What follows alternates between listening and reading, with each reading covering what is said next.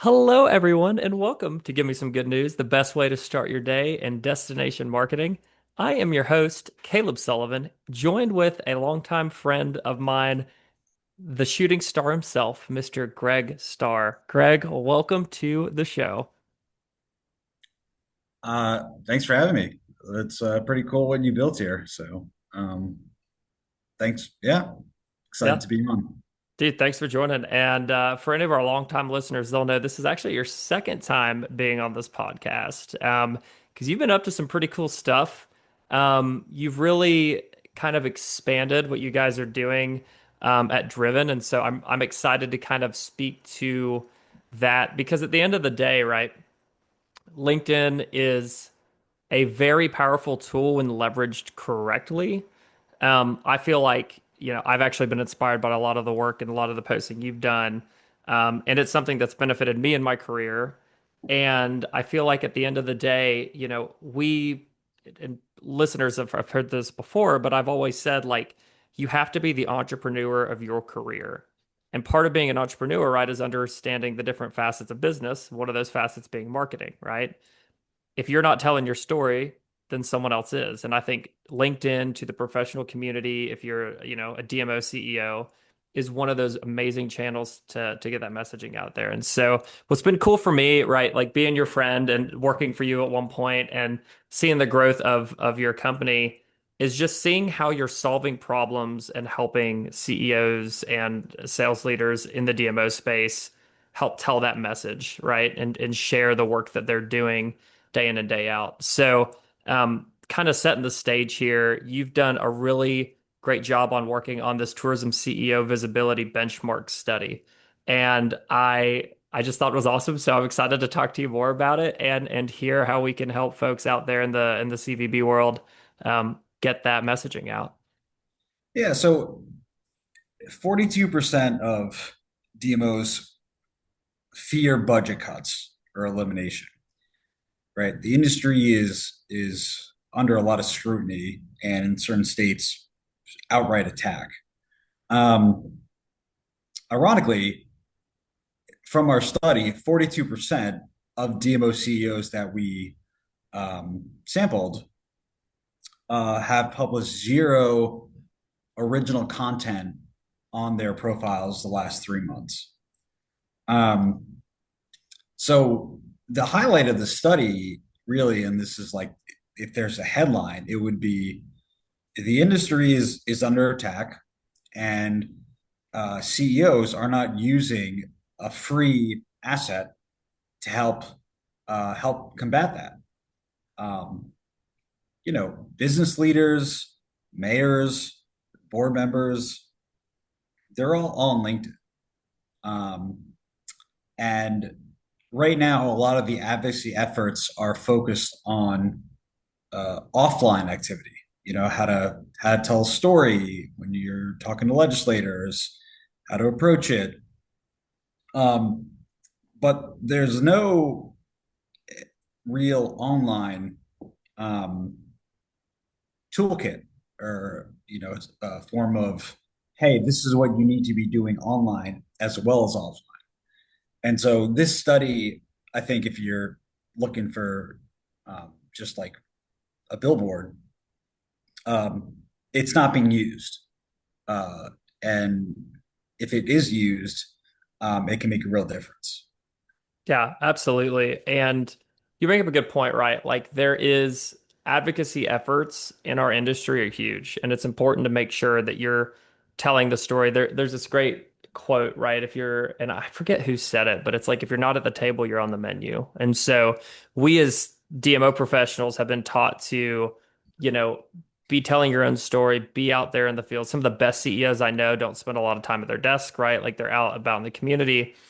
But then there's this whole other side of visibility online that I think, a lot of people could benefit from because you can only be in front of so many people at one time, right? And so having this broader access to stakeholder influence, being able to get your name, your brand, and your activities out there is huge. And so I think what you're doing is very helpful. And I kind of want to get into the nuts and bolts a little bit about the study itself and what some of your key findings are. Um, what are like, let's just start top level, right? You said 42% of the executives leading America destination or DMOs, did not publish a single post, original post in 3 months. Yeah. What are people leaving on the table when that's the case? Well, like advocacy is sales. That's what it is. And there's a lot of academic content out there about advocacy. Like, it's sales. You're selling influence. You're selling why you're important. You're selling that there's a prestige involved with the tourism department that is helping your community. Um, so it's all sales. And if you're in sales, LinkedIn is very helpful in showing valuable touch points, getting a broader message out there. Um, so the role of the DMO CEO, it has to change a little bit, where it's not so much as just like put your head down and do the work. It's do the work and then tell people you're doing the work and do that all the time. And this isn't necessarily you know a DMO. Everyone is concerned about external affairs. Every CEO, they say like we need to focus on it, and then it ends up being something that um, falls to the wayside a little bit until there's repercussions. And now we're seeing what that is that you don't get an immediate return from constantly communicating to the public, but if you stop doing that and you let it fall to the wayside, it comes back to bite you in 6 months, a year, 2 years, or whenever the political winds turn and they think, oh, we should cut the tourism budget. Um, on the other hand, if you have been communicating and you have been actively building relationships and you have been actively focused on building the brand of yourself and your team members, you don't have to educate them. When the time comes, they already know, oh, we don't want to touch this. They're doing really important work. So this is kind of one of those things. It's like insurance almost. It's like, well, why am I paying for insurance? It's like, well, when something bad happens, you wish you had it. Right. Uh, and that's the same thing with using LinkedIn. You gotta use it so that you can mitigate damage, and you could always be on top of letting the community know you're providing a lot of value. Yeah, and I love that framing around LinkedIn of like looking at it as an avenue for sales. And honestly, advocacy is sales because you have stakeholders that you need to make sure you're in front of, that you're convincing, that you're showing the value of the work that you do as a destination organization. And so um, I love that. I think a lot of times, some of the pushback I get from folks on LinkedIn um, are, oh, like that's just something that you do when you need a job, or that's something that you do whenever, um, I don't know, if you just like want to like show off all the work you're doing and you're just like constantly talking about yourself. Whereas like I've always kind of viewed LinkedIn as its own ecosystem, right? Like it's its own professional ecosystem. And if leveraged correctly, you can get the good news, pun intended, of the work that you're doing out into the marketplace. I use LinkedIn exclusively to post these podcast episodes, right? Like that's a good home for this. I was trying to do like Instagram and Facebook, and I was like, no one on my Facebook cares about a professional podcast. We're like on LinkedIn, we've got 100 followers now, and you guys have been very generous in that. And so I think there's a reframe that needs to happen. In general, for some CEOs that maybe don't see the value. And you brought up a good point earlier, like it's free. So like in my mind, you know, me being, and so this might be helpful. Like I am in sales, right, in my role with Datafy. So it's like I need every tool available to me to do my job the best that I can. If I'm a CEO, I would think that it would be the same. I need the best tools available, and if something's free, it's the best price. Um, so since it is free, and if people are looking for like, high level, like how to get started, what's most important, like what are some of the things you found in the study that are directional on like, hey, this is what's performing well, this is what's not performing well. Um, how can people start to share that voice in an authentic way? Yeah. So one of the big things that we saw is that CEOs will just reshare a lot of time. They'll say, okay, let me just reshare. Reshares get the worst engagement, the worst reach. Um, so stop doing that.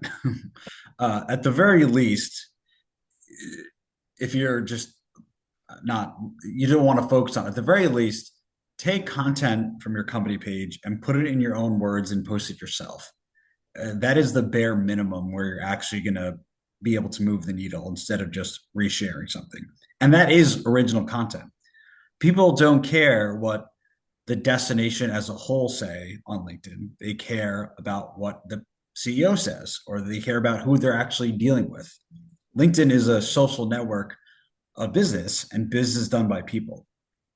So that's the biggest. If there's anything you take away from this, stop resharing, post it yourself, and you'll do much better. Uh, what also is interesting from the study is what actually works is advocacy and stewardship content. So when there's CEOs that are speaking about how important economic develop the tourism office is for economic development, when they're talking about civic issues, when they're highlighting restaurants and hotels, that stuff performed double the baseline engagement rate.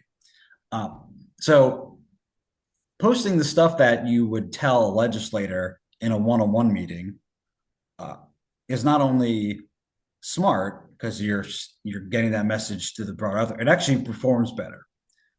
Well, yeah, so having relevant messages perform better and having something that's not just like reshared performs better. I think that's important because my one of my favorite quotes in all of cinema is Michael Scott. He says, "Business is the most personal thing that there is," right? And I think we lose that sometimes, right? Like we think of business as like, oh, that's over here, and then like life's over here. But I would argue, especially DMO CEOs who are constantly working. I mean, even here in Jackson County, my CEO Nick, I mean, he was working all the time, right? There's that gray merge that happens, right, between business and personal life. And so with that, we forget that having a business page is the business's voice, but the people make the business, right? And so whenever you have your people posting things about the work that you're doing that are relevant to the audiences that you're trying to serve, legislators, stakeholders, hoteliers, things like that, you really start to tell that story from the right perspective.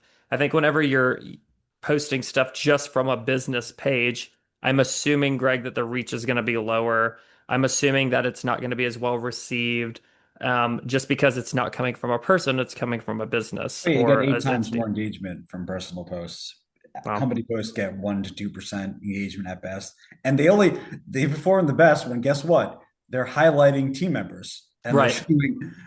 showing, like, oh, picture of the team. Wow, we did really well. So, Yeah. surprise. Yeah. um, the other thing that's interesting about this study is that so it has nothing to do with budget either. In fact, that we've saw that um, uh, they split evenly. Like the engagement that a small DMO gets is similar to a top DMO in their market, like a much bigger budget. Um, LinkedIn is like it's a playing field. Like if you're a smaller DMO, you have the ability to punch above your weight because you tell a story really good, right? So that's the way that you can show the community that you guys are important without having a big budget. Yeah. Yeah. No, and that's everything. I mean, I've heard a lot of thought leaders in the DMO space talk about the scrappiness of smaller or incumbent DMOs. Um, I think of that too with business in general, right? Like the incumbents, the smaller businesses sometimes have the ability to be more agile, and DMOs are no different, right? Like if you can tell your story in an authentic way to the right people, it's going to engage. And I like that it works at scale, right? Like if you have 10,000 followers or 1,000 followers, if your engagement rate is similar, then it's showing that you're getting the right message out to the right people. Yeah, and tourism has an advantage too. like you're not you guys you have a very visual um product to showcase. Some of your I'm sure every destination has beautiful imagery, Yeah. right? Nature walks, cool restaurant, statues, um, an old town, an old building. Uh, like, so you have the visual assets. Other Hmm. industries don't have the visual assets. Like, if you're an accounting firm, sorry, what Yeah. what do you show? A tax return? Yeah. Yeah. So that's an inherent advantage that Right. that the industry has. And again, I would say other channels like Facebook and you know X and TikTok and Instagram, the brand is able to speak for the destination. Hmm. Like visit Georgia. That's what matters on those platforms, not LinkedIn. What matters on LinkedIn is the CEO, the head of sales, the VP. That's the way you distribute content on LinkedIn. Yeah. That's the biggest, uh, uh, I can't say advantage that nobody's using Right. uh, at all. And so this is what, this study also showed that when it's being used, they actually perform well. Yeah. Like the people that are actually at least just active perform at or better than other industries who are doing similar things. So it's really a problem of just not using it. Yeah. Yeah. And that makes sense. And whenever we get to use, one of the things that was talked about was like pick a lane and stay in it, right? Like the theme compounds faster than volume. So having the right theme, the right messaging being distributed throughout the LinkedIn channel. How do you recommend a CEO kind of discovers their personal narrative lane? I know you and I have talked about this in personal branding. Like my thing is like the friendship economy and career growth and development. Like those are the things I like to post about, right? Those are the things that are important. That's my narrative lane. How do you recommend that a CEO kind of identifies that in their destination? If I'm a CEO, at the very least, here's what I do is that once a week, just give an update about what you're doing and what the team is doing. Give an update of what your team is doing. If I was a CEO, I would take pictures of every external meeting I had and I would thank them for their support and talk about, oh, this restaurant is great. You should come visit. Something simple like that. Yeah. So that's what I would say as if like if you incorporate that into your job where you just know like, oh, this was a good meeting. Let's take a picture and tell people what we talked about and why it's important. Yeah. Like that alone, those two things alone of just updating once a week and just taking pictures of where you're going and what you're doing will put you in the top tier. Yeah. That's That's incredible. um and then from I call it like a tier two level, yeah, talk about, you know, everyone has a strategic plan. Talk about the strategic plan. I post it. Uh, Someone from Fable, Ryan Hawk, he posted his strategic plan. The only DMO CEO to do that. I'm like, that's a great idea, and he's just talking about it. Yeah. Uh, Again, it's creating mind share and educating stakeholders. Oh, they're doing stuff. This is Yeah. exciting. Um, so I would, on a second tier, I would talk about like the stats you get from your research, Datify, um, post those, Yeah. post how important it is. Talk about, maybe a restaurant that is in business because the tourism department is actively bringing in people in the summer or winter or during fall season. All of stories, I say the stories you would tell in your annual meeting, uh, you can probably have 6 months worth of content alone, just posting that individually. Um, so there's really so much. I'd say there's three. So we out of our random sample of 59 CEOs, we the three best performing are these three people, which are Claude Molinari from Visit Detroit, Eileen Ramos from Visit Loretto, and John Grow from Go Rockford. Um, if you need help, I say like just copy others. Look at their profiles. These are the three best performing people. Look what they're posting about. Look what they're writing about. Try to do the same thing.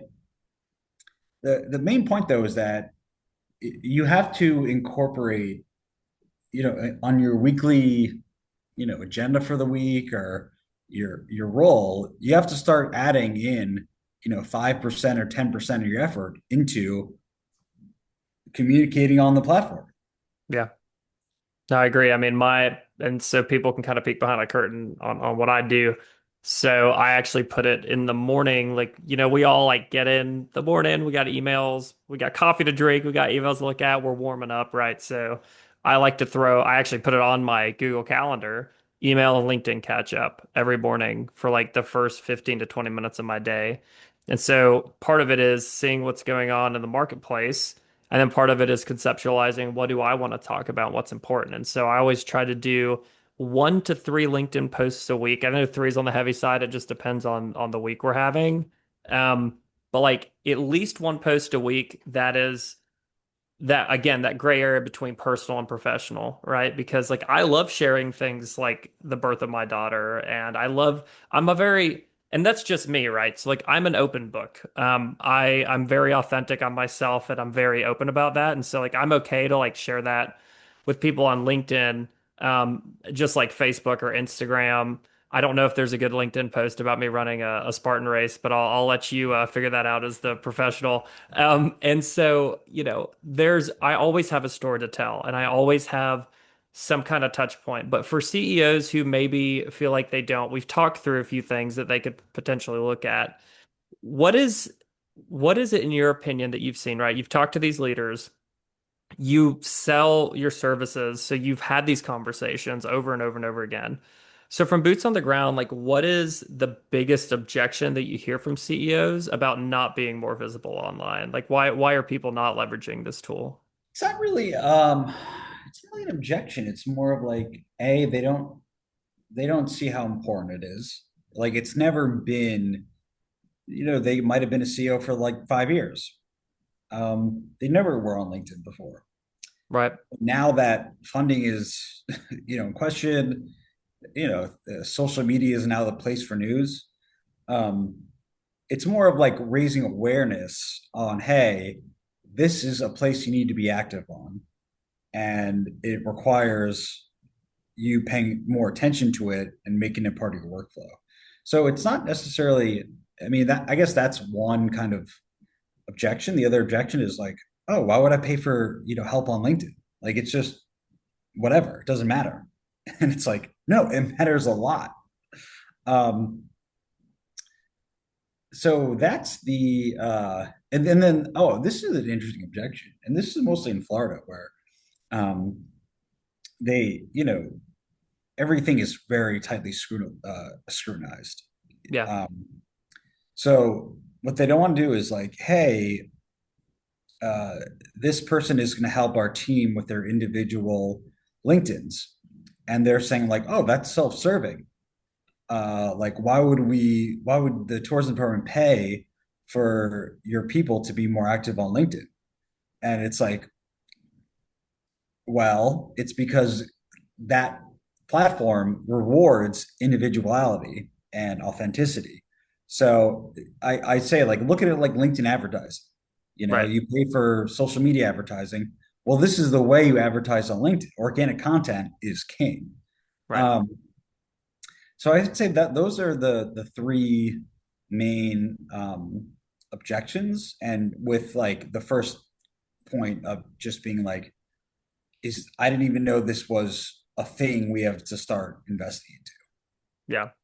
Yeah, it's one of those things where no matter what you do, there is an action point. Like you can start today. And I think there's a lot of ways to take this, right? Like if you need help, obviously you're the guy to go to. But like if you emulate those who are succeeding in this space, I mean, not to be like too chipper on the shoulder here, but go feel free to go look at my LinkedIn, feel free to go look at your LinkedIn and just kind of see what you like and see what you don't and see how you can emulate people who are succeeding. Those names of people that you mentioned earlier on CEOs who are really thriving, Yeah. be really relevant, to folks in our But space. I'd also figure like I would talk to like there's other CEOs that weren't. This was a random sample, but like Ed Harris does a great job. Kayleen from Benville, great job. Like talk to them and Yeah, say like, hey, is this working for you? Is this like what are you noticing?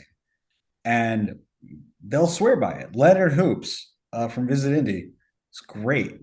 Um, yeah, and so there are good destination, and people in the study that we just sampled randomly. So there are CEOs that are very good and that have found a lot of value,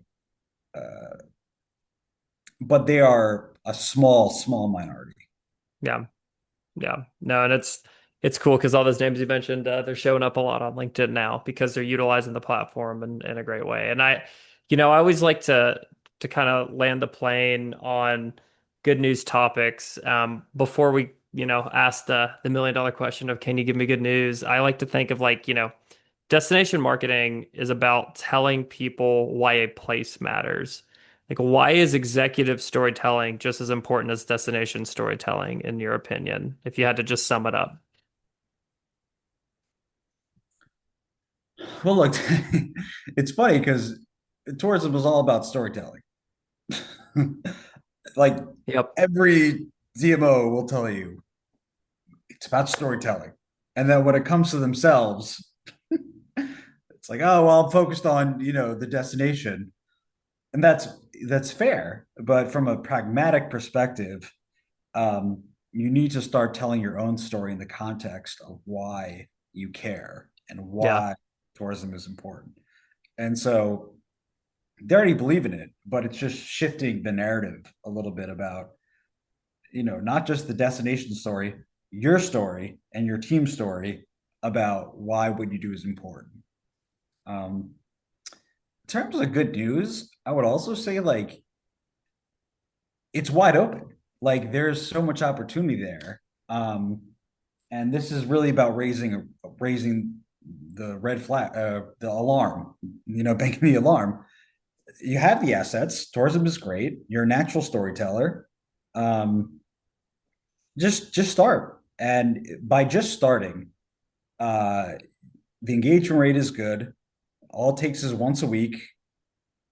Just start, and Yeah.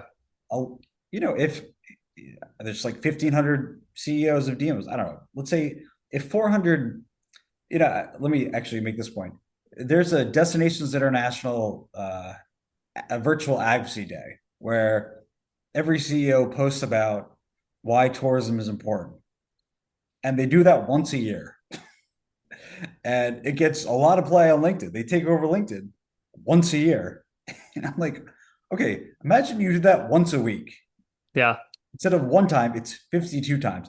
And it's not just one person, it's, hundreds, even thousands. Like, so wouldn't that be a good way to raise awareness and visibility about how important your department is and your DMO is.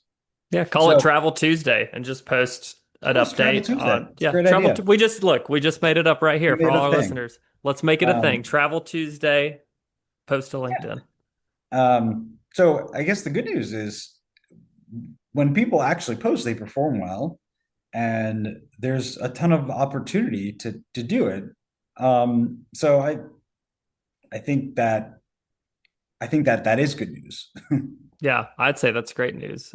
Greg, I appreciate you coming on the podcast to talk about this. If people want to learn more or get the white paper and just learn more about the stuff y'all are doing, where can they do that? Just hit me up on LinkedIn, Greg Starr. What a great, yeah, there you go. And There same you go. here. If you want to chat with me, hit me up on LinkedIn. And also, if you want to be on the podcast, just shoot me an email. It's good news, the number four tourism at gmail.com. But you can also just message me on LinkedIn. And this has been some good news.